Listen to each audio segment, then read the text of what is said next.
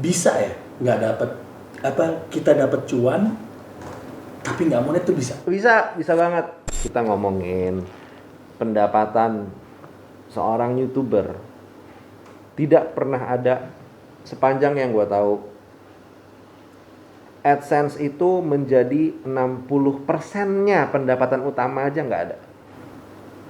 Oke. Nggak ada.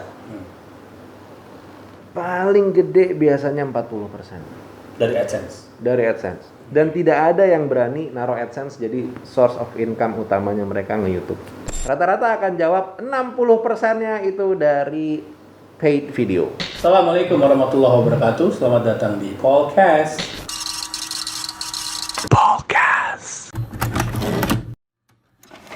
Brother.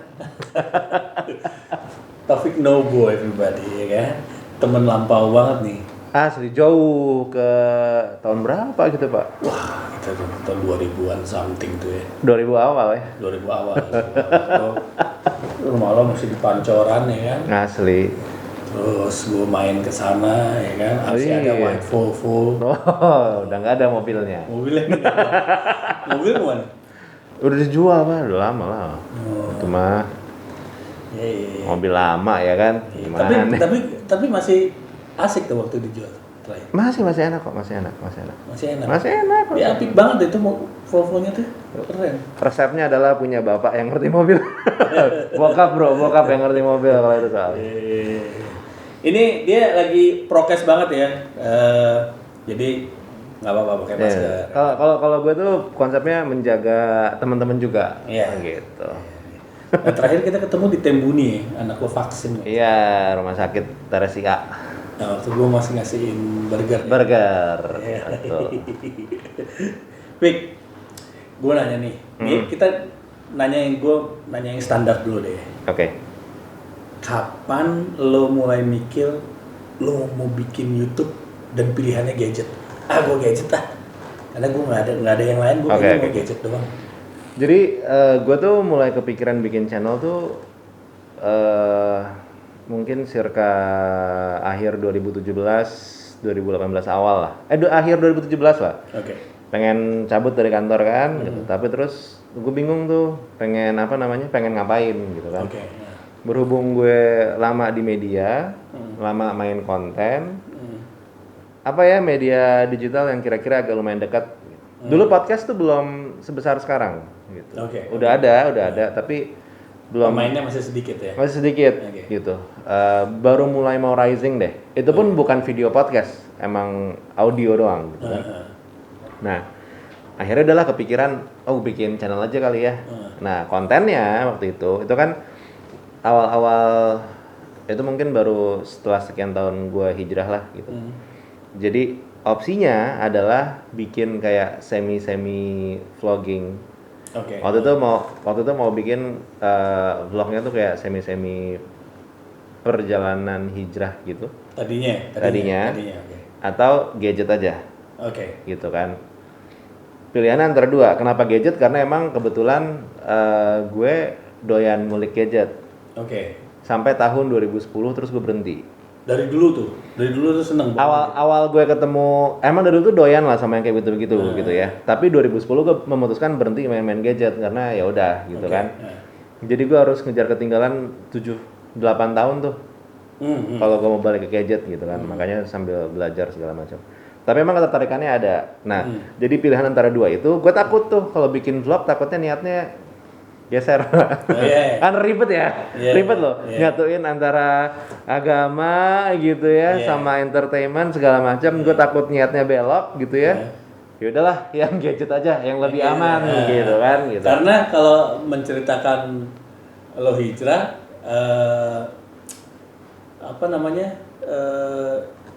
pembelokan itu pasti ada tuh. Iya benar, benar. Karena it's your character langsung. Iya benar dan ribetnya gini kan gue salut sama teman-teman yang sekarang berani bikin konten tuh berbau syar'i dan segala macam.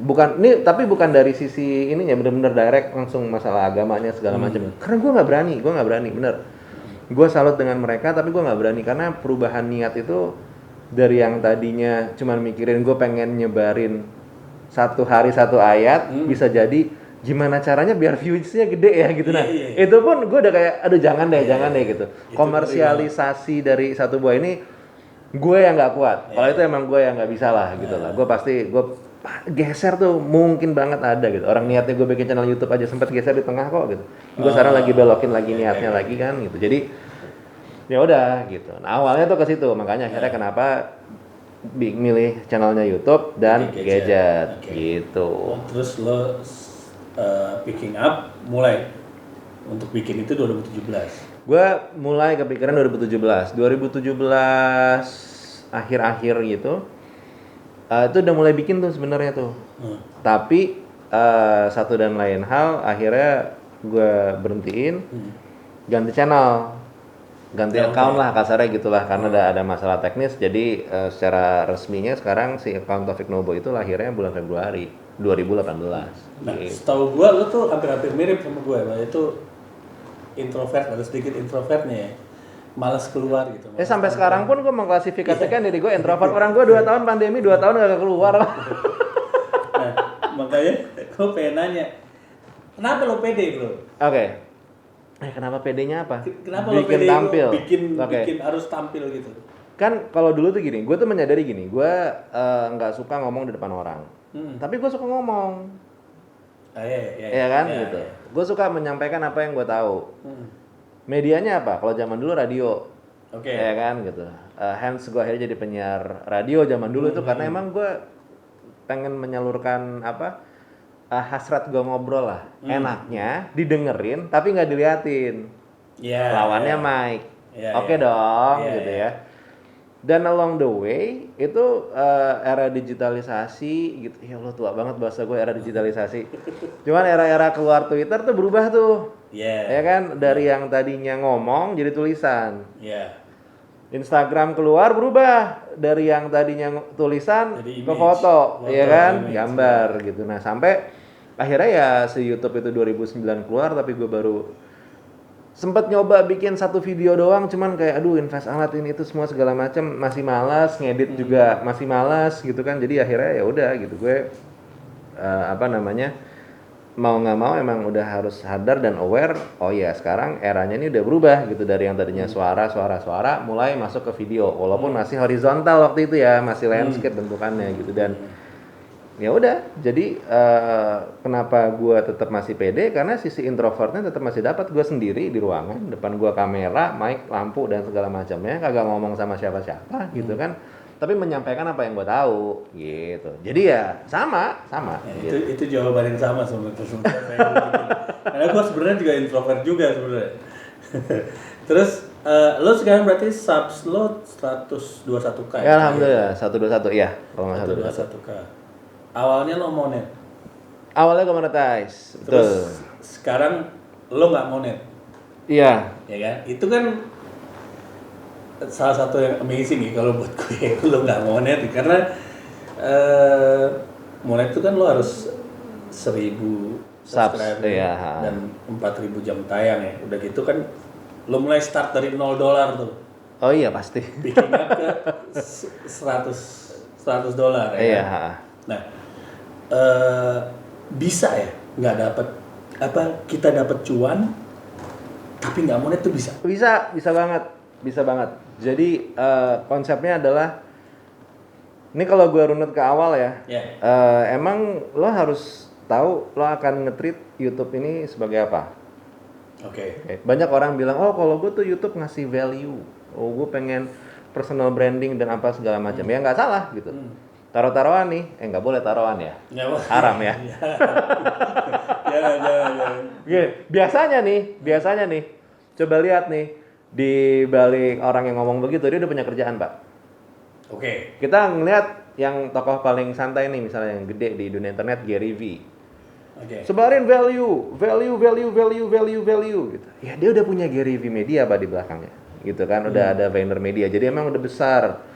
Temen gue juga gitu, ada yang value, random apa semua segala macam. Dia kerja di agensi dan ya nggak masalah, wajar. Ya mungkin emang dia kesana tujuannya gitu kan, mempromosikan dirinya dulu sebelum dia. Jadi currency-nya dia itu adalah branding, nggak masalah gitu kan. Nah tapi memang kalau konsepnya dari gue di awal kan emang gue membuat channel YouTube untuk mencari satu buah media untuk bisa makan ya. Cari nafkah kan, simple loh. Bukan nyari duit, cari makan. Beda ya, beda ya gitu ya. Itu lebih dalam lagi tuh. Iya, cari nafkah gitu kan. Jadi ya udah gitu, akhirnya konsepnya adalah ya ngeset tuh gimana caranya lo harus bikin timeline apa semua segala macam sampai akhirnya ya gue mulai pede setelah ada viewsnya. Jadi nggak perlu sampai ada subs yang banyak gitu ya, ada beberapa views. Gue udah mulai pede tuh untuk kenalin diri, gue punya channel ini, subscribernya sekian, viewnya sekian, tapi ini adalah satu buah channel yang growing. Dikasih ya orang jualan gimana sih, kasih tau keunggulannya gitu. Peningkatan gue bisa sekian. Gue mau dong kerjasama sama lo gitu. Ke produk nih ya? Ke produk. Okay. Boleh nggak gue diundang ke acara launching? Oke. That's the start. That's the start. Atau boleh nggak gue dapat, kalau let's say misalkan lo tidak bermain di gadget, lo main di beauty lah atau apalah gitu ya. Boleh nggak gue minta sampel untuk gue coba review dan segala macamnya gitu. Udah simple begitu. Awalnya begitu. Nanti ke depannya tiba-tiba kita mau bilang, kita udah sering kerja sama nih, boleh nggak kita ada project berbayar, gue bikin apa atau gimana segala macam. Mulailah dari sana. Dan pasarnya banyak, jadi jangan disempitin gitu. Kayak misalnya gue main gadget nggak berarti cuman nge-review handphone doang. Gue bisa masuk ke toko, sekarang udah banyak yang mau masuk juga, yang mau beriklan toko banyak kok gitu. Lo bisa ke toko gadgetnya, ke toko aksesorisnya, terus lo bisa masuk ke minuman, itu juga bisa sebenarnya. Kalau misalnya ada jalurnya agensinya gitu ya. Jadi jangan terpaku dengan jenis konten yang lo punya aja gitu kan. Kayak misalnya kalau kayak podcast nih gitu kan, lo bisa masuk ke bagian mic-nya. Lo bisa masuk ke kamera, tapi lo juga sesimpel bisa masuk misalnya di sini ada minuman teh atau apa gitu, itu kan juga bisa ya kan, bisa. Atau beauty product juga bisa, jadi banyak lah sebenarnya. Nah, lo saat itu memberanikan diri dengan subscriber dan views berapa kira-kira? Subscriber ini pertanyaannya mengenang berapa tahun yang lalu ya? Semoga tapi ingat. Emang kalau gue nggak salah inget ya, itu ada di angka sekitar 1000-an. Gue baru pass angka 1000-an. Dan memberanikan diri. Iya, dan viewsnya itu ya 1000-an juga lah kurang lebih gitu. Jadi konsepnya emang gimana ya? Konsepnya adalah ya saat lo jualan lo pede gitu kan. Dan lo tahu lo punya solusi atas masalah yang akan lo buat untuk mereka. Iya, itu kata kuncinya ya. Lo akan solusi dari masalah yang lo buat, dalam pengertian ya mereka pasti punya masalah sebenarnya, apa promosi atau gimana gitu kan. Tapi lo masuk dari satu buah angle yang beda, terus lo kasih solusinya bisa begini gitu. Simpelnya sih begitulah. Nah, algoritma lo bisa jualan. YouTube pas zaman lo sama sekarang sama kan? Nah, emang pas zaman gue tuh ini alhamdulillah ya, alhamdulillah. Pas zaman gue tuh di era 2018 itu gadget tuh indah, Pak. Iya. Gitu, gadget tuh indah. Jadi di saat bikin viewsnya cenderung lebih mudah, terus pick up channelnya juga launchnya lebih mudah gitu, dikenal sama brand juga lebih, karena itu lagi hot-hotnya tuh. Iya, lagi rising. Iya, brand lagi banyak masuk.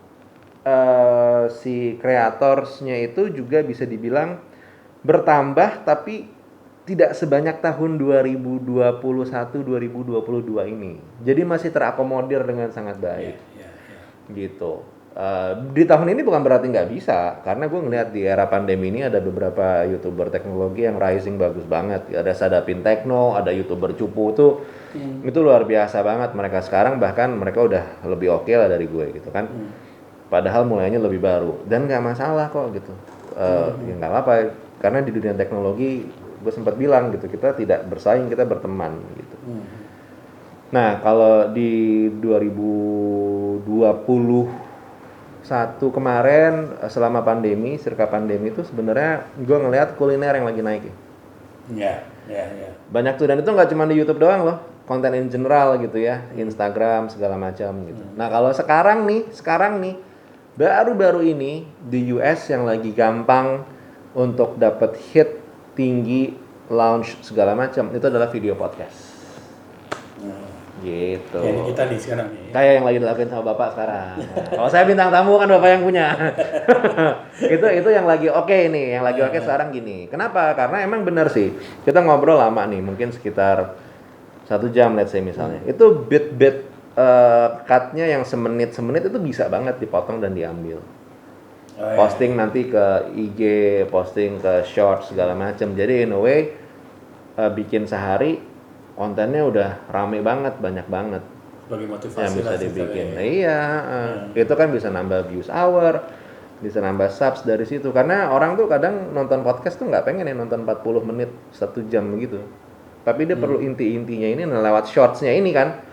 Lewat si vertikal pendeknya ini nih mereka masuk, terus udahannya, oh bagus nih kayaknya, subscribe deh, gitu. Shorts and reels itu ya. Yes. Nah, TikTok juga jangan lupa Pak, penting. Algoritma tadi kita ngobrolin, itu kayak apa sih cara kerjanya tuh? Jadi gue tuh kemarin sempat baca-baca ya. Emang algoritma ini sering banget kita salahin. Kalau misalnya videonya jelek apa Kita segala. salahin? Iya, kita salahin. Wah, ini algoritmanya nih bagus gitu. Nah. Ya, ya emang nyari kambing hitam gampang, Pak. Iya. Karena nunjuk lebih gampang, nunjuk ke sana lebih gampang daripada nunjuk ke sini. Iya. Gitu ya. Tapi algoritma YouTube memang belakangan nih yang gua tahu ya, Ini kita bikin di tahun 2022 bulan Agustus tanggal 1. Itu masih banyak main di likes. Jadi begitu likes itu lumayan banyak. Di rekomendasinya juga lumayan banyak. Tapi basicnya algoritma tuh yang penting kita tahu adalah begitu orang ngeklik video. Jadi si YouTube tuh nyaranin video nih misalnya nih.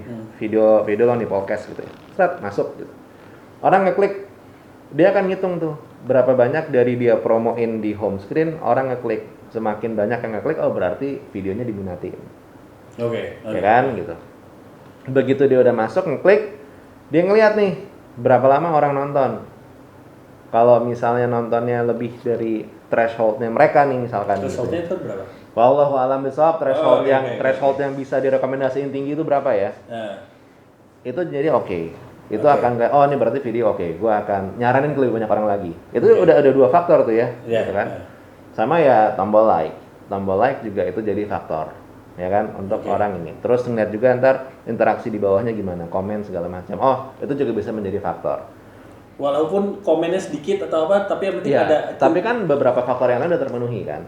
Yang tadi kan gitu untuk diklik nonton segala macam. Sama kalau misalnya kayak abis orang nonton video podcast yang lain nih misalnya habis nonton podcast yang lain dari lo terus tiba-tiba channel A lah gitu terus dia ngeliat nih ada podcast nih obrolan sama ini gua klik deh gitu kan terus tiba-tiba orang itu juga hook up itu juga kan masuk tuh data ngekliknya itu juga ketangkep oh nih berarti video ini disukain nih mungkin gua akan coba nge-push lagi karena kan intinya dari si YouTube itu membuat algoritma adalah gimana ceritanya orang stay lebih lama di YouTube. That's good. Ya kan, jadi gimana caranya orang tuh dia akan ngasih video-video yang menurut dia menarik dan kalau orang ngeklik, oh berarti video ini disukain. Dia akan coba masukin video yang tadi ke suggestion ke orang-orang yang lain gitu, biar orang tetap lebih stay lebih lama di YouTube. Kan intinya algoritma seperti itu. Nah, jadi yang penting apa berarti? Biar orang ngeklik ada di thumbnail dan judul, gitu. Tidak harus kalau bisa dibilang judul berarti emang harus clickbait dong Fik gitu. Ya iya, tapi clickbaitnya coba cari yang positif. Ya kan? Tampung juga. Iya, dan yang paling utama jangan cuman biar orang nggak klik tapi isinya nggak ada hubungannya, jangan begitu. Iya, nggak boleh kita. Iya kan? Itu bohongin orang. Benar, thumbnailnya menarik, judulnya oke, dan antara thumbnail dan judul masih ada korelasi. Ya insya Allah itu salah satu caranya. Nah itu karena kan kita nggak bisa ya nyalahin algoritma begini itu lo ngapain gitu. Lo kan cuma bisa ngeritik orang terus perbaikan ke judulnya apa nggak ada kan gitu. Jadi perbaikan ke diri sendirinya memang lewat judul dan ya thumbnail itu cara terbaik yang bisa dikontrol tuh itu sama setelahnya baru masuk ke bagian storytelling, scripting dan segala macamnya itu kan yang bisa dikontrol. Yang nggak bisa dikontrol ya udah kan ada orang yang nggak sabar ya konten kreator banyak yang nggak sabar. Dia beli tuh. Oh views, iya. dia beli subscribe. Atau dia subs for beli subs ya? Iya, dia beli like, dia beli komen. Itu bahaya nggak? Bahaya Pak. Bahaya. Bahaya. Jangan teman-teman ya. Walaupun berhasil gitu, ceritanya berhasil, tanda kutip. Saya mau lihat mana channel yang berhasil dari beli. Tunjukin. Saya mau tanya caranya gimana. Karena sepanjang yang gue tahu nggak bisa gitu. Lo gini, case-nya banyak lah teman-teman yang karena di saat lo beli satu, lo harus beli yang lain. Nggak mungkin lo nggak beli yang lain. Jadi ini menguntungkan seller sekali ya. Lo punya satu nih, lo punya satu channel nih. Anggap misalnya channel Ancur namanya gitu misalnya. Yeah. Channel Ancur, oke. Dia pengen memperbaiki channelnya. Terus dia belilah subscribers. Yeah. Udah 100.000. Tapi tiap dia posting video nggak ada yang nonton. Karena subscribersnya belian. Mau nggak mau, apa yang harus dilakukan berikutnya? Dia harus beli views dong. Yeah. Nyampe nih 100.000 viewsnya. Kalau sekarang ya 100.000 views, 6.000, 10.000 juga udah bagus ya. Yeah. Nah, tergantung ini sih, tergantung niche-nya atau tergantung space-nya lo main di mana. Tapi kalau buat teknologi tuh udah oke biasanya. Misalnya ternyata 100.000 tapi views-nya cuma ratusan views. Wah, ada yang timpang nih. Itu ke-detect ya sama YouTube? Ya sama orang kita juga ngelihatnya aneh Pak. Iya. Iya kan gitu. Udah gitu dia harus beli views dong. Ya kan, udah beli subscribers, terus dia beli views nih. Banyak yang nonton nggak ada yang komen. Nah, atau nggak ada yang nge-like. Dia beli lagi deh akhirnya like sama komen, ya kan? Kebayang nggak expense yang harus dilakukan, yang harus dibuang sama orang ini untuk membuat satu buah video? Akhirnya expense-nya sebanyak itu kan gitu. Karena begitu itu ada yang timpang aja, YouTube juga ngeliat. Kok ini begini ya, ini begini, itu kelihatan gitu. Apakah ada hukuman untuk orang-orang seperti ini? Setahu gue sih belum pernah ngeliat ya. Karena biasanya hukumannya tanda kutipnya itu adalah di akun-akunnya, kalau misalnya akun-akun yang nge-follow dia tuh bot atau enggak akun beneran lah gitu. Itu biasanya terus di-ban. Oke, bukan real account ya? Ya. Gitu. Jadi agak tekannya, jadi abang harus sabar gitu ya untuk menikmati proses itu ya. Itu Pak, paling penting proses, dinikmatin prosesnya, bener. Gimana susahnya, gimana jatuhnya, gimana ya ibarat kata orang belajar naik sepeda gitu ya. Kita kan dulu belajar naik sepeda nih, pas lagi jatuh kan sakit, aduh nggak mau lagi. Cuman begitu udah bisa kan senengnya kayak apa kan gitu. Tapi itu karena proses semuanya. Nah sekarang gimana cara naikin views dan likes tanpa beli? Nah itu tadi, ini balik ke masalah yang tadi kita udah omongin gitu. Naikin views dan like, kan tadi udah dikasihin tuh tentang si algoritma kan. Algoritmanya seperti itu. Untuk kita bisa mengontrol yang tentu kita hanya bisa mengontrol apa yang kita kontrol, ya kan? Jadi nggak bisa nih kita ngakalin ini begini begitu semua segala macam. Jadi ya pertama storytelling itu tetap penting. Kan storytelling maksudnya caption itu? Bukan, storytelling itu dalam pengertian adalah videonya sendiri gitu. Oke, ya. Videonya sendiri, temanya, kontennya, cara ngebawainnya itu sangat penting. Gitu. Karena retention di depan tuh, lo kalau ngelihat beberapa channel YouTube ya, termasuk channel YouTube gue ya, paling cuman berapa detik di depan tuh orang drop. Jadi itu penting di depan tuh untuk dapetin retention orang untuk hook mau nonton video lo. Either itu pakai B-roll, itu pakai omongan atau apalah segala macam gitu kan. Nah, setelah itu ya flow videonya harus dibikin lebih enak. Entahlah gimana caranya lo akan melakukannya gitu ya, tapi itu harus enak. Lalu setelah itu masuk ke lagi-lagi thumbnail dan judul, penting. Jadi setelah kasarnya nih workflow-nya tuh setelah bikin script, pikirin thumbnail dan judul. Atau kalau mau dibalik. Worknya tuh dibalik, jadi lo pikirin outcome dari videonya apa, pikirin judulnya apa, terus tarik ke belakang lo akan bikin storytellingnya seperti apa. Itu juga bisa ya, tiap orang punya metode masing-masing lah gitu. Ya berarti basically YouTube tuh harus organik ya berarti ya? Iya. Dan sebaiknya memang organik, karena begitu itu di setup, dibikin semua segala macam. Pun misalnya YouTube-nya tidak melakukan apa-apa, dampak sosialnya berasa kok di lo pasti. Nah, kita ngomongin iklan sekarang. Oh, siap. Ini Mantap. iklan gimana nih kalau di YouTube? Bagus. Iklannya bagus-bagus gitu. Itu kan potongannya beda-beda ya, Bro ya. Apanya tuh? Maksudnya kalau yang lihat tonton orang Indonesia tuh dapat berapa? Oh iya, persen, iya, berapa iya, persen. iya, iya. CPM ya, kita Iya, ngomongin CPM, ya. Gimana? Lo bisa ceritain CPM sama RPM nih gitu. Iya, jadi CPM tuh kasarnya cost per mile. Jadi per 1.000 tuh lo dapat duit berapa gitu Oke. kan. Nah, ini emang jebakan Batman sih, karena orang-orang tuh ngerasa kayak misalnya seorang YouTuber nih, satu channel YouTube, dia punya sampai 1 juta view. Dia pukul rata, oh CPM-nya nih $1. Berarti dibagi 1.000 dia punya $1.000 nih dari video ini. Kan nggak begitu. Kan nggak begitu. Faktornya tuh macem-macem ya. Tapi yang pasti ya emang CPM itu ada rata-rata kalau di Indonesia tuh sekitar $1 sekian lah. Naik turun ya, ada 1.3, ada 1.5 gitu, 1.8. Kalau di luar negeri itu ada yang sampai $10, ada yang sampai $5 dan segala macamnya. Gitu. Kalau RPM tuh kalau nggak salah kurang lebih ya rata-rata negeri itulah. Gitu. Karena CPM tuh terkaitnya ke lo, kalau RPM tuh rata-rata kreator dari si satu negeri itu sendiri. Gitu. Nah, terus itu muncul awal, tengah. Semakin banyak iklan tuh semakin bagus nggak sih sebenarnya? Tapi semakin gengges ya. Nah, ya kan udah kejawab sendiri. Kursi ngeliatnya Kan kejawab sendiri. gengges banget gitu ya. Jadi awal tuh pas gue ngerti monetization gitu ya, terus udah bisa gitu ya, belum kenal fatwanya, kayaknya seneng banget tuh masukin sampai 3 sampai 5 iklan di satu video. Gitu. Dapatnya banyak gitu. Nggak juga.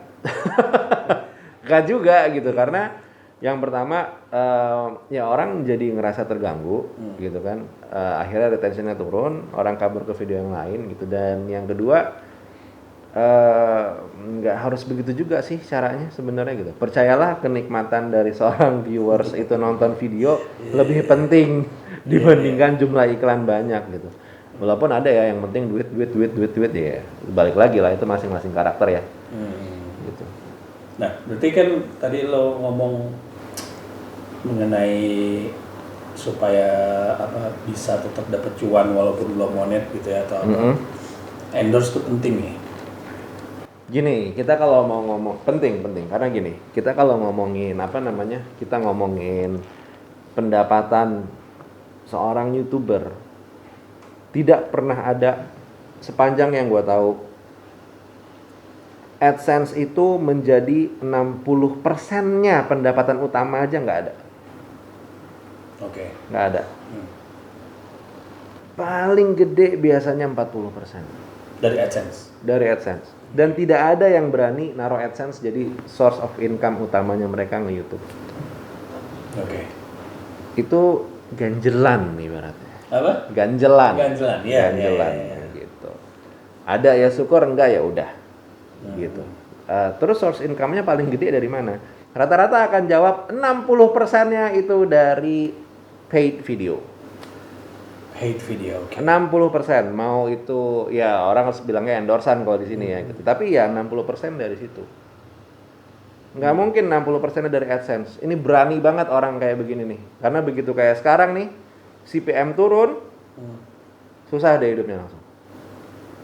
Oke. Gitu. Belum lagi Kominfo kalau ngeblok ya.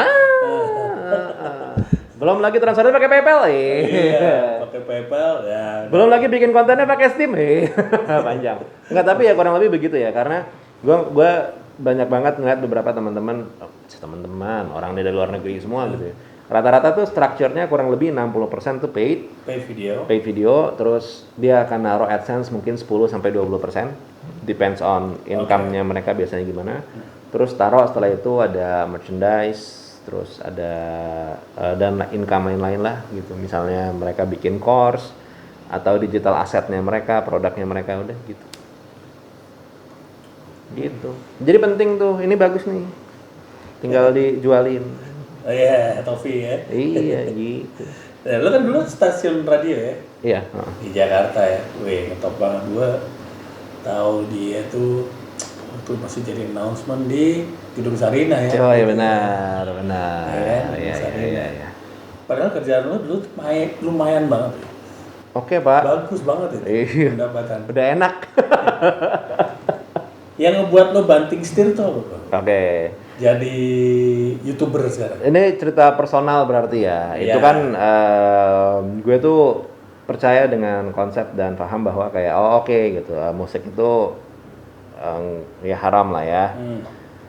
Apa sih bahasa Indonesianya haram tuh nggak boleh ya? Iya. Nggak boleh gitu kan. Terkait dengan nanti pendapatannya semua segala macamnya. Karena kan kalau radio tuh core bisnisnya ya walaupun memang jualan iklan gitu ya. Tapi kan gimana dia mancing orang buat dengerinnya kan pakai musik. Dan radio gue terakhir itu music driven, udah jelas tuh. Yeah. Jadi bukan karena format radionya gitu ya. Mungkin kalau format radionya gue masih bisa fight kali gitu. Tapi ini kan udah music driven, udah dijelasin. Oh jadi orang datang dengerin radio gue karena musik. Terus masuklah iklan-iklan segala macam kan. Kan duitnya dari iklan ini kan. Ya sama aja kayak YouTube lah sebenarnya kan. Kayak ya bisnis pada umumnya aja begitulah gitu. Nah, status income-nya ini kan jadinya akhirnya nggak jelas. Belum kalau misalnya masuk nanti bank apa semua segala macam, gitu kan. Akhirnya gue putusin udah lah gue cabut deh, gitu. Gue cabut dan opsinya emang pas gue mau cabut itu nggak ada opsi kantor lain tuh belum ada tuh, gitu. Gue entah kenapa ya ngelamar juga nggak ada yang nerima gitu ya, jelek kali apa gimana gitu ya. Kalau ada yang masih mau menerima saya masih bersedia loh. Jadi intinya belum ada tuh yang mau nerima gitu ya. Kalau lo ngomong gitu berarti YouTube-nya lagi kurang. Nah, enggak Pak. Nah itu tuh ntar gue cerita lagi deh. Capek Pak ya namanya pengusaha dan baru belajar ya. Nanti kita balik ke YouTube. Ini di mix aja. Adanya capek kan gitu. Jadi ya udah jadi akhirnya gue mutusin oke, gue harus ngelakuin sesuatu gitu. Tapi masalahnya, gue nggak jago jualan kurma, jualan gamis, ngambil barang, promosi apa semua segala macam gitu. Gue nggak jago gitu. Ilmunya nggak ada lah gitu. Dan gue kan kalau ngedengar ada seorang ustadz panutan kita lah gitu ya, yang kita sering ngaji bareng juga, Ustadz Erwandi gitu. Dia bilang anak-anak tuh kalau yang mau cemerlang tuh perlu waktu sekitar 6 sampai 10 tahun untuk belajar dagang sampai akhirnya bisa jago dagang, bener ya? Iya. Ya kan gitu. Terus kalau kita bawa ke dunia modern katanya takes 10,000 hours untuk bisa jadi ahli dalam satu hal. Benar, ya. Nggak ada nih waktunya nih buat 10 jam latihan nih gitu kan gitu. Jangan muter otak, apa ya kira-kira yang gue bisa, yang gue ngerti, yang masih ada koneksinya sedikit dengan dunia konten yang gue alami, yang gue bikin sebelumnya itu radio. Oh iya, digital dan jatuhnya ya YouTube gitu. Yang menurut gue paling make sense ya gitu. Yang menurut gue emang paling make sense gue bikin YouTube karena ya lebih saat itu lebih menjanjikan lah secara platform. Oke. Gitu. Akhirnya ya udah gue bikin YouTube. Dan kenapa gadget ya karena cinta lama bersemi kembali. Iya. Gitu. Karena kan lo 2017 kalau nunggu 5 tahun lagi anak udah oe kan? Iya Pak, iya. Anak udah keburu lahir yang keberapa tahu gitu kan gitu. Cepet. Nah, Tapi gue bersyukur loh karena di tahun 2020 pandemi semua bisnis goyang. Iya. Teman-teman yang nggak punya pegangan yang lain, berasa banget.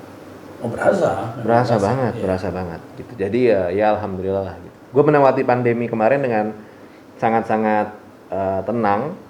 Baru setelah pandemi selesai saya baru bingungnya sekarang. Lucu loh. Nah terus ini apa namanya? Yang kita menghadapi saat kalau sebagai content creator tuh menghadapi satu hal yang paling parah, bosen. Oh mantap. Iya kan? Iya. Lo melakukan pekerjaan ini berulang-ulang. Oke, let's say lo dalam tahun pertama tuh lo semangat semangat banget begitu udah. Tahun kedua, aduh, ini mesti dan lo nyari narsum baru, lo nyari ini segala macam. It's like lo selalu berada di titik nol setiap kali bangun, bro. Iya kan? Iya. Karena lo harus cari baru gitu. Iya. Itu gimana? Iya, berarti waktunya lo mengembangkan bisnis lo. Iya. Iya, benar kan? Kan gini, ibaratnya bisnis nih. Kalau misalnya setelah 3 tahun kameramennya masih 1, hostnya masih 1, editornya masih 1, Satu. Ya berarti satu tuh maksudnya satu saya semua gitu ya. Ya berarti dan lo udah mulai ngerasa jenuh apa semua segala macam. Berarti lo perlu mengembangkan bisnis lo. Banyak caranya. Either mengembangkan konten dari yang tadinya cuma ngebahas handphone mulai ngebahas barang-barang lain. Boleh, impact-nya channel bisa drop. Oke. Ya, gitu.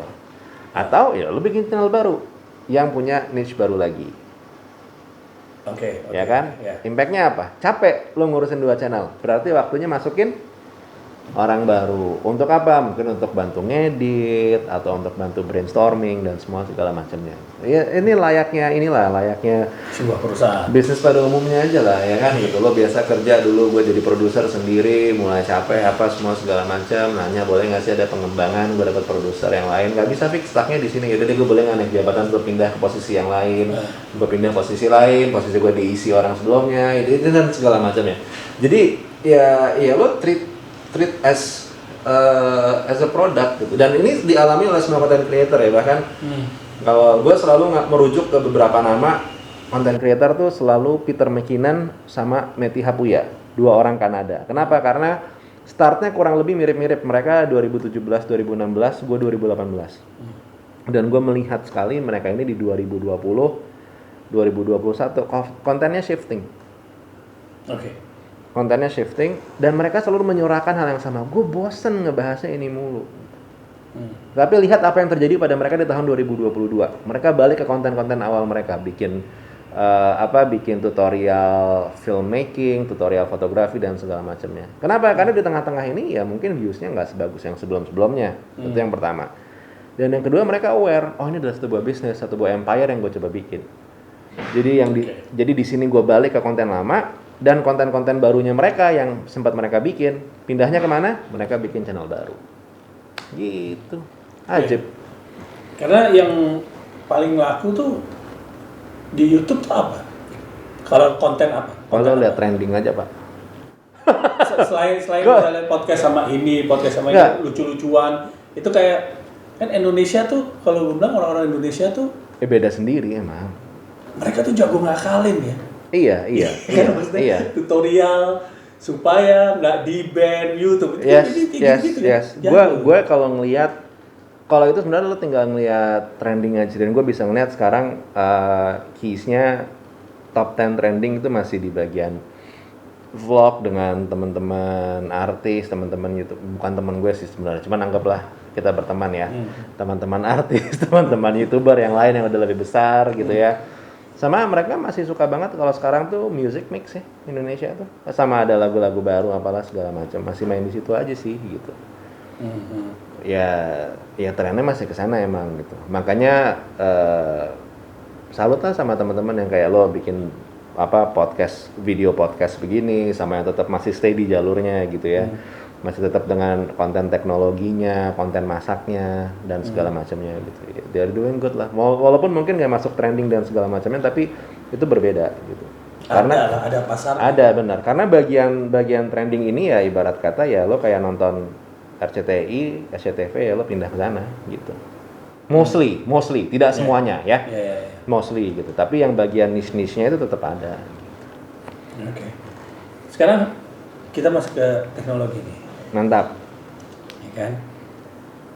HP gadget paling oke buat dipakai sebagai alat bikin konten. Alat bikin konten yang minimal banget tuh apa ya? Sebenarnya sih apapun yang lo punya sekarang udah oke. Kita ngomongin nih apapun yang dipakai sama yang nonton sekarang kalau pengen bikin konten. Kamera udah cukup, tapi yang penting tolong diperbagus audionya, itu yang nomor 1. Oke.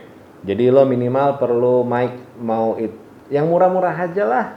Bahkan yang di bawah Boya pun juga nggak masalah. Yang penting bisa nangkap audio lebih clear. Itu nomor 1. Yang kedua, tolong lampu diperhatiin. Udah simple gitu aja. Nggak harus lampu mahal, nggak harus lampu apa. Di jalan-jalan kan ada tuh lampu bulat segala macam gitu. Iya, itu lampu jalan maksud lo? Enggak, lampu bulat. Kalau di jalan-jalan tuh ada tuh lampu bulat tuh yang buat kosmetik. Oh iya, itu udah kebagusan Pak. Lampu bohlam juga nggak apa-apa, selama lo masih bisa deketin ke sini gitu. Tinggal belajar sama satu buah teknik namanya diffusing the light gitu. gitu. Jadi lampunya tuh dibikin lebih soft. Caranya gimana? Taruh aja kertas biasanya depannya. Cara murahnya begitu. Itu sebenarnya cuma itu aja. Jadi kalau pengen mulai konten pakai handphone yang ada nggak ada masalah.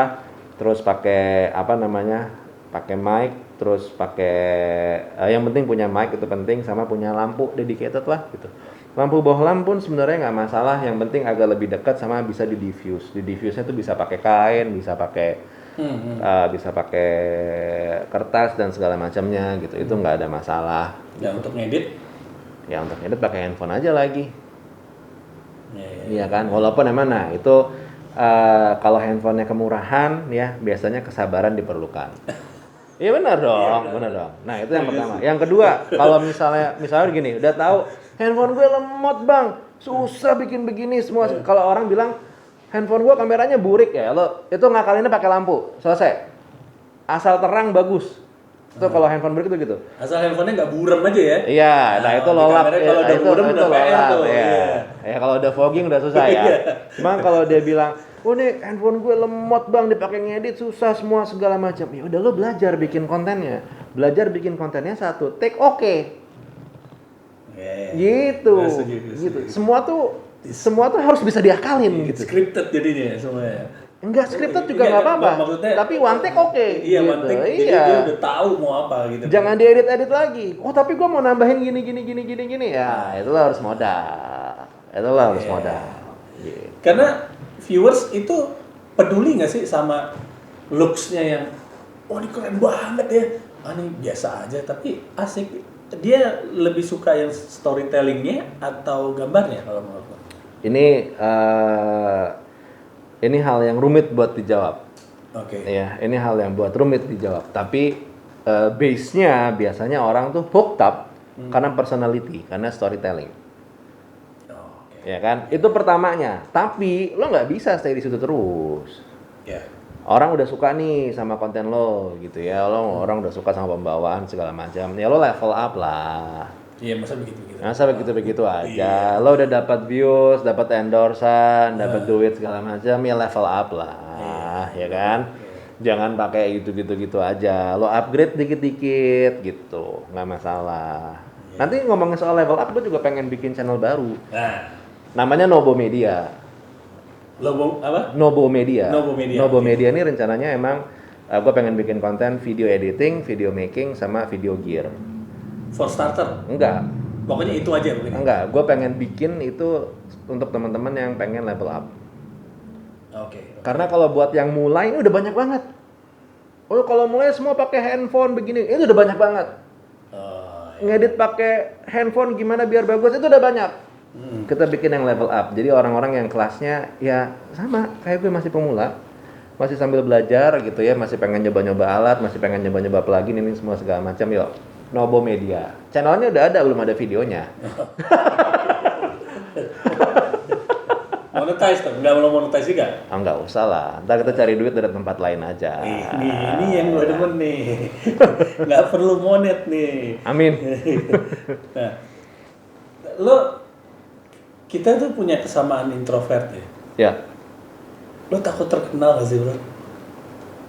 Gue memilih tidak terkenal, tapi gue pengen dikenal. Beda lah ya. Iya. Ya, beda lah ya. Maksudnya dikenal tuh dalam pengertian gini. Lo misalnya lagi di jalan terus ngeliat gue, lo mungkin ngerasa kayaknya gue pernah ngeliat deh. Apa kabarnya? Sapa aja, yuk kita ngobrol. Gue nggak ada masalah. Yuk, sok kita ngobrol, kita sharing. Gue seneng kok sharing. Sharing adalah cara gue untuk nyari amal jariah, Pak. Iya kan? Iya. Oh gimana lagi gitu. Nah itu konsekuensi lah. Begitu lo nempelin muka semua segala macam, itu konsekuensi. Menurut lo lebih bagus mana nih? Kita sebelumnya udah punya channel nih ya. Iya. Waktu zaman dulu, ya kan?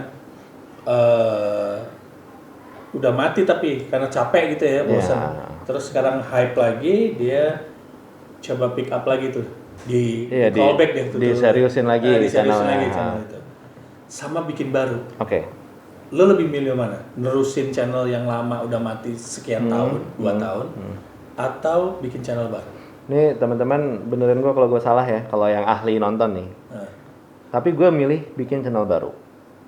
Oke. Karena gini, kalau channel lama itu kan berarti berapapun jumlah viewers yang ada di belakangnya, jumlah subscribersnya, berarti kan dia nge-subscribe untuk konten si yang sebelumnya. Misalkan channelnya tadinya kuliner nih, gitu ya. Terus kita omongin channelnya berubah jadi gadget, gitu. Berarti kan sekian ribu atau sekian ratus orang ini peduli dengan si kuliner yang tadi, ya kan? Begitu dia pindah ke gadget, yang ini akhirnya cuma nempel doang tapi nggak ada fungsinya gitu. Dan masalahnya YouTube itu ada opportunity untuk lebih nge-push, mencoba, ini ada channel baru nih, punya video baru, gue coba gitu, gue jajalin nih, laku nggak ya, gitu. Sementara kalau dia udah punya subs yang ada sebelumnya, treatmentnya mungkin sedikit berbeda dibandingin si channel baru tadi, gitu. Cuman case-nya nih, kalau udah kadung banyak, gitu ya, misalnya orang datang ke gue, iya Vic, gue switching nih channel gue nih, oh lo udah berapa video? Iya gue udah nambah kayak sekitar 10-20 video, terus ternyata growing tuh dari konten gue yang itu. Ya udah, itu udah kadung basah namanya, terusin aja, gitu. Karena di mana-mana yang namanya rebrand tetap lebih susah dibandingkan dengan bikin branding baru. Itu udah dari zaman dulu mah ilmunya begono. Itu biasanya dari awal sampai berapa bulan ya sampai growing? Biasanya yang setahun loh. Benar-benar gue nggak bisa jawab kalau yang ini, karena setiap orang beda-beda, setiap orang case-nya beda-beda. Yang harus dilihat adalah orang ini ke belakangnya gimana. Kalau gue ya, sebelum dia klik publish, sebelum dia klik bikin channel YouTube, dia ini gimana? Case-nya gini, ada satu orang tech YouTuber, dia memerlukan waktu 1 tahun untuk menyentuh 10.000 subscriber. 1 tahun? 1 tahun. Gue lupa berapa lama untuk gue menyentuh angka 10.000, tapi tidak sampai 1 tahun. Oke. Hitungannya bulan, karena gue hitungan mungkin 6 bulan itu udah 1.000. Terus hanya perlu berapa bulan kemudian untuk menyentuh angka 10.000. Gitu. Cepat jadi ya. Lumayan cepat. Tapi kalau kita ngomongin mungkin sekelas Peter McKinnon, lagi-lagi ini contoh yang paling gampang gue pakai gitu. Hanya dalam waktu 3 bulan udah 1 juta. Jadi bener-bener beda banget ininya, untuk bisa pick up dan semua segala macamnya gitu. Itu bener-bener beda. Yang balik akan gue tanyain ke belakang adalah apa yang dilakukan sebelum dia ngeklik tombol publish atau tombol create YouTube account. Itu penting tuh, karena balik lagi setiap orang punya proses masing-masing. Kalau orang bilang lah enak ya Vic ya, 6 bulan udah bisa diundang, 3 bulan udah bisa diundang sama brand, 6 bulan udah bisa dimonetize semua segala macam. Gue cuma bakal bilang, sebelumnya gue udah 15 tahun gue bikin konten tapi di radio. Lo punya nggak 15 tahun di belakang lo buat bikin konten? Sama seperti Peter McKinnon ini, dia viral Pak. Dalam waktu sekian minggu udah dapat sekian subscriber, sekian bulan udah sekian juta, kalau nggak salah 3 bulan atau berapa bulan gitu kan. Dia udah punya 15 tahun di belakangnya dia main foto. Jadi itu bukan overnight sukses, bukan. Itu akhirnya adalah kayak semacam efek dari yang udah dia lakukan sebelum-sebelumnya. Gitu. Nah, sementara teman gue yang perlu waktu beberapa tahun untuk mencapai 10.000 ini, memang dia tidak main di konten. Ya dia mainnya mungkin di dunia IT atau mungkin dia main di bidang yang lain gitu. Itu pun nggak spesifik handphone atau apalah semua segala macam. Karena apapun konten yang lo bikin di YouTube, tetap konsepnya adalah it's YouTube, it's entertainment. Dan buat gue itu penting. SEO nggak? Gue kebantu banget dari SEO. Gue kalau ngelihat channel gue banyak growth karena views dari luar YouTube. Google atau manalah gitu, atau share WhatsApp dan segala macam. Tapi di luar YouTube. Dan gue kelihatan gue banyak kebantu sama Google Search. Jadi SEO buat lo awal-awal mulai penting. Subtitle? Ya itu. Ini saya pemalas, jadi saya jawab tidak penting. Tapi beberapa orang terbantu dengan subtitle. Teman gue kebantu dengan subtitle, dia viewsnya jadi nambah karena banyak penonton dari luar yang nonton. Padahal sesimpel dia cuma pakai bahasa Inggris aja. Nggak ditranslate ke bahasa lain. Nah, nge-view sendiri itu penting nggak? Kalau gue nge-view-nya sebelum publish. Untuk tahu yang pertama apakah ada yang miss, dan yang kedua apakah ini pembawaannya udah enak dan semua segala macam. Nge-view maksudnya ngebantu views jadinya kan? Iya. Sendiri. Gitu. Maksud gue tuh itu. Bukan nge-view kontennya. Nge-view untuk iya, itu membantu. Mungkin di awal-awal, cuman sekarang gue udah enggak. Maksud gue gini, di saat lo jadi seorang content creator, mikirin views itu penting, tapi mikirin lo akan kemana, lo akan gimana, konten berikutnya apa, itu lebih penting. Dan yang paling penting adalah bisnis ini mau dibawa kemana, end game-nya apa, itu penting. Menurut gue. Karena lo udah ngomong end game nih, kita ngomong dari awal dulu sampai end game. Avengers. Ya, Avengers dari awal sampai part 1 sampai end game. Ini yang part 1 dulu nih. Pas lo pick up duit tanpa monet tuh, pas gue dapat gitu. Iya, itu gimana caranya ya, Pik? Maksudnya gue alhamdulillah termasuk orang yang beruntung karena konsep gue gini. Konsep gue adalah awal gue ngebangun channel, gue udah punya capital. Atau gue ngeset capital. Ada modalnya sekian, ini untuk beli gadget. Ini ada capital expenditure-nya sekian buat gue beli kamera, buat gue beli mic, lampu dan segala macamnya. Terus gue punya capital untuk keluarga gue, ini uang yang nggak bisa diganggu gugat. Gitu. Gue punya tuh sekitar 6 bulan. Cuma buat bertahan 6 bulan? Bertahan 6 bulan. Jadi gue udah nyusun nih, ini buat gadget, ini buat produksian, alat produksi, ini buat rumah. Jadi gue ngeset waktu tuh 6 bulan buat gue going full YouTube. Kalau nggak working out di bulan kelima atau keempat, gue udah harus kirim CV kemana-mana. Nah, jadi dengan ngerti ya arahnya ya. Retired deh lo ya. Lo nge-push kan. Lo akhirnya lo nge-push diri lo. Lo nge-push diri lo buat bikin konten, lo nge-push diri lo buat riset dan segala macamnya. Akhirnya dengan modal yang terbatas itu, yang which sampai sekarang juga tentu modal terbatas gitu ya. Gue mikirin tuh, gue mau ngebahas handphone apa ya. Gue search dulu tuh trends.google.com. Gue mau ngebahas handphone ini, view-nya segimana, hit-nya sebanyak apa. Di Indonesia, gue cari tuh di Indonesia tren handphone apa aja. Oh ternyata handphonenya ada ini, dan ini. Berarti bidikan gue berikutnya adalah handphone ini. Karena handphone ini banyak dicari selama mungkin 3 bulan terakhir. Dan sampai bulan ini masih dicari, Lo cari via Google Trends tuh? Iya, trends.google.com. Lo klik browse, lo cari, lo beli, dan semua segala macamnya. Itu kan secara nggak langsung, you're doing things the smart ways. Karena lo belajar riset, lo belajar mengalokasikan dana lo dengan benar, dan lo gimana caranya melakukan riset untuk dapat views yang lebih besar. Kenapa? Karena lo hanya mencari, membeli, mereview barang yang memang orang-orang akan cari. Ya kan? Jadi dalam waktu 6 bulan itu viewsnya bisa dibilang lumayan banget. Ada beberapa handphone yang lumayan banget, dan alhamdulillahnya salah satunya itu adalah Asus.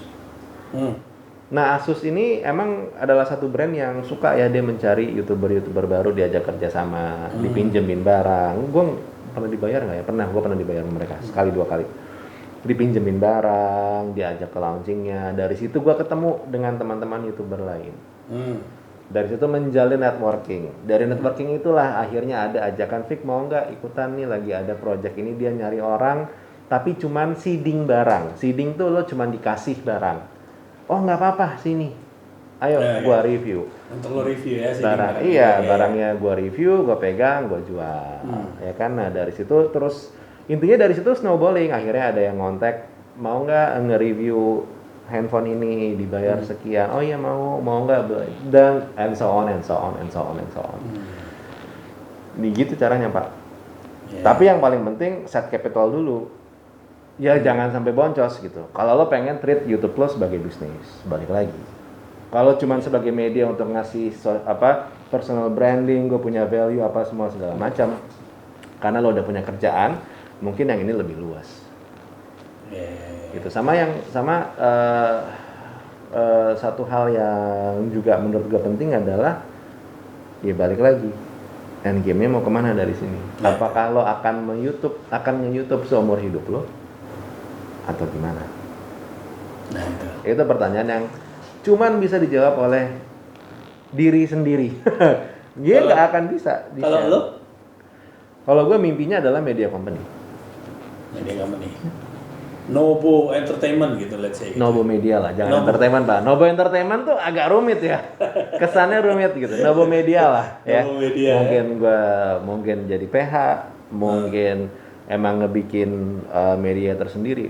Ya mimpinya ke sana. Harus punya endgame. Kalau lo nggak punya endgame lo berhenti. Nah, so far lo udah punya berapa karyawan? Apa lo masih tetap sendiri? Oh, saya masih sendiri Pak, alhamdulillahnya ya. Jadi memang ini balik lagi ya. Di saat snowballing itu ada kalanya emang bolanya nggak lurus gitu. Ada belok-beloknya. Oke. Tiba-tiba berubah, oh jadi pengen begini. Dinamika Pak. Wajar. Apalagi lo sendiri. Ya kan? Jadi set stone. Tulis lo maunya kemana, jadi arahnya bisa lebih terarah. Gitu. Kalau itu udah balik personal masing-masing. Nah, mengenai jam tayang nih, bro. Ya. Kan ada yang bilang, oh bagus hari Jumat nih, bagus hari Senin jam 7, jam 5 gitu. Jam 8. Jam 8. Itu, dan kita kalau ngelihat analitik, itu kan ada siapa aja yang viewers lo ya? Yes, dan di jam berapa? Dan di jam berapa? Itu kalau di podcast, misalnya untuk umur 30 sampai 50 atau yang dulu di gadget tuh bagusnya jam berapa? Sebenarnya jawaban yang paling benar adalah sesuai dengan peak atau prime time-nya masing-masing. Tapi kalau mau di setlah jamnya masing-masing. Karena kalau lo mau ngikutin orang ya lo ikutin jadwal yang tadi, bener Pak. Lo lihat gitu ya, misalkan peak time lo adalah hari Minggu jam 8 malam. Lo bisa posting itu hari Minggu jam 6 maghrib atau hari Selasa atau hari Sabtunya jam 8 malam gitu. Jadi sehari sebelum. Jangan di peak time-nya. Oke. Nah, kalau kita postingnya masih nyari gitu ya, itu lo yang janjiin aja. Lo yang set time-nya. Nah, tapi dia pick up algoritmanya enggak ya? Apa iya? Kalau stabil kan lebih bagus ya sebenarnya. Iya, sebenarnya emang sebaiknya stabil di hari yang sama dan di jam yang sama. Kenapa? Karena itu konsep TV masih bermain.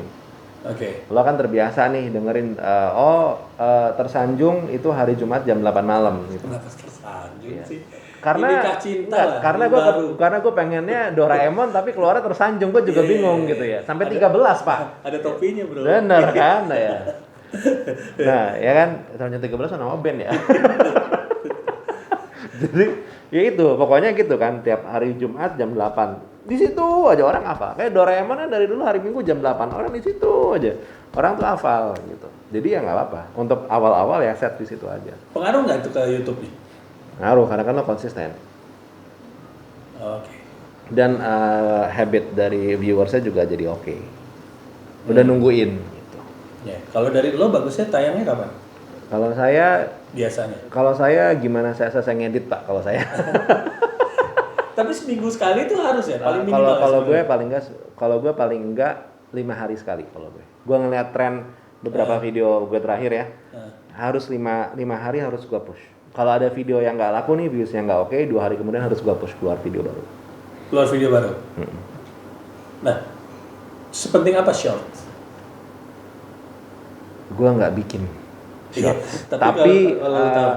Tapi gini, general rules-nya adalah gue lebih suka ngelihat teman-teman yang punya shorts tuh punya khusus channel sendiri shorts. Lebih maju dia. Gue ngelihatnya gitu. Dan saran gue sih sebenarnya emang lebih kalau nggak dibonusin ke klien, shorts mendingan jangan di channel utama. Gitu. Jadi bikin sendiri khusus shorts. Ya. Saran gue emang kalau main vertikal mainnya di TikTok sama di Reels. Itu oke lah udah selesai 2 itu. Lo main di 2 itu potongan-potongan begini aja, ngobrolan 1 menit, tops jangan lebih lama. Tapi emang nggak usah diarahin, tapi ada brandingan channel YouTube-nya gitu. Jadi kalau mau nonton fullnya bisa ke channel YouTube, udah selesai. Kalau saat dulu lo nggak jadi fotografer, nggak jadi YouTuber, apa lo nyebutnya apa? Tube apa? Techtuber, ya kan? Lo nggak jadi Techtuber, lo kepikiran mau jadi apa lagi? Wallahu alam bishawab, gak tahu. Enggak, gue beneran ya. Jadi kalau gue trace back kemarin ya, kalau misalkan ternyata plannya ini gagal, ya gue tinggal ngelihat kemana jalan gue arahnya aja sih. Iya, maksud gue bukan berarti gue nggak punya cita-cita ya. Tapi emang gue nggak tahu karena hidup gue banyak main di konten. Dari gue lulus SMA, hidup gue tuh udah main konten. Nggak harus semuanya viral, karena emang tidak semuanya harus diviralkan. Ya. Dan kayaknya apapun nanti bidangnya, tetap gue akan main di konten. Selesainya gitu. Apapun bidangnya, apapun industrinya, very sure insya Allah gue tetap akan mainnya masih di dunia si content creation ini sendiri. Karena nggak harus jadi YouTuber kok. Lo masih bisa jadi main di Instagram, lo masih bisa main di TikTok. Bahkan kalaupun misalnya tiba-tiba gue buka toko handphone atau buka toko apapun lah gitu ya, tetap ujung-ujungnya pasti gue akan memasarkannya lewat si platform-platform ini juga gitu. Jadi ya. Nah, lo kan bilang tadi lo ada period of time yaitu 6 bulan. Ya kan? Lo ngomong dan komunikasi sama bini lo tuh gimana ya? Oh ya, kita ngomong sebelum itu dong, Pak. Iya, tapi maksudnya Iya. Itu kan ada sesuatu yang kalau kan tinggal bilang gini, aku udah nggak bisa kerja di sini. Status pendapatannya begini. Paham tuh bini lo tapi ya? Alhamdulillah paham. Alhamdulillah paham. Jadi ya udah sekarang kita rapetin dulu pengeluaran dan segala macamnya. Bini gue alhamdulillah mau bantu juga. Ya udah ntar aku bisa bantu gini. Oh alhamdulillah gitu. Kasih waktu 6 bulan. Kalau nggak ada income sama sekali, kita cari yang lain. Gue ngegojek dulu sambil cari kerjaan. Nah, selesai. Lo bilang gitu? Iya. Gue ngojek dulu sambil cari kerjaan yang lain. Oh ya udah. Oke, dan selesai. Nah, during itu lo pernah dibawa karena kalau orang hijrah biasanya dibawa dulu ke titik terendah tuh, bro. Enggak. Mungkin terendah gue di sana. Atau mungkin baru mau terendah kali, nggak tahu lah. Pokoknya alhamdulillahnya cukup smooth. Tapi memang pandemi kemarin merepotkan. Banyak, Pak. Udah itu beda cerita. Kalau itu tidak podcastable. Kalau itu tidak podcastable. Tapi emang iya, malah mungkin kalau menurut gue salah satu titik terendahnya itu ada ya di era pandemi kemarin. Bukan pas. Karena gue cukup yakin setiap orang ujiannya berbeda-beda. Gitu. Mungkin bagian gue bukan di harta, mungkin di bagian yang lain. Mungkin ya. Mungkin. Nggak ada yang tahu, Pak. Pertanyaan terakhir nih. Lo setuju nggak kalau anak-anak termasuk menjadi bagian dari konten? Ada alasannya anak saya tidak ada di konten-konten saya. Padahal mudah sekali dibikin. Kalaupun kelihatan paling cuma bagian belakangnya. Tapi lo setuju nggak? Karena kan banyak ya orang sekarang udah mengkontenkan anak dan segala macam. Gue nggak bisa mengatur orang. Tapi gue memilih tidak. Kalaupun memang pengen bikin konten yang ada anak-anaknya, tolong tujukan untuk anak. Selesai. Jangan jadi, nanti kan maksud gue ya. Yes. Banyak sekarang orang ngontenin anak tapi tujuannya bukan buat anak. Buat diri sendiri. Iya, ataupun orang dewasa. Ataupun teman-temannya. Ataupun followersnya. Kalau gue prefer konten anak, ya buat anak. Taufik Nabo. Assalamualaikum warahmatullahi wabarakatuh. Waalaikumsalam warahmatullahi wabarakatuh.